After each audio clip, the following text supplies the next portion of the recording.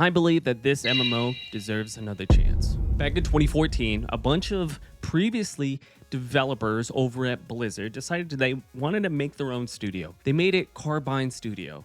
They had one goal in mind. They were going to make the first next-gen MMO. And we fast forward to June 2014. And they did. They released their first and only game, Wildstar. Now, Wildstar was an unique MMO. Had a very unique style. It was set in Nexus. It had kind of the same aspects of WoW. It had raiding, had dungeons, it had 6 different classes. It was a future-esque MMO.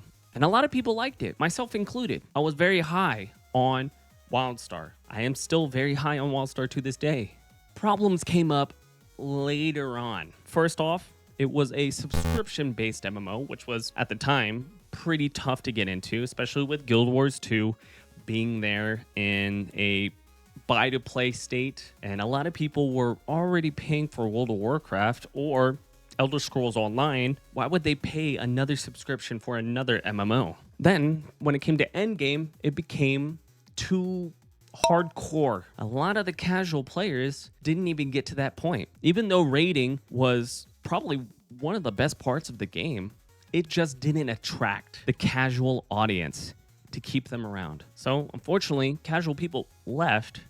Only the hardcores stayed, and that was not enough for NCSoft. Eventually, the numbers dropped. NCSoft pulled funding. And unfortunately, they shut down the servers for this wonderful game that not a lot of people get a chance to play. And as of right now, the only thing that we have is a maybe fan-made project, them remaking Wildstar for private server-esque ideas. But overall, and this is a game that people really love, and it's extremely underrated, and unfortunately not a lot of people got to enjoy the game. I myself was definitely in the casual field.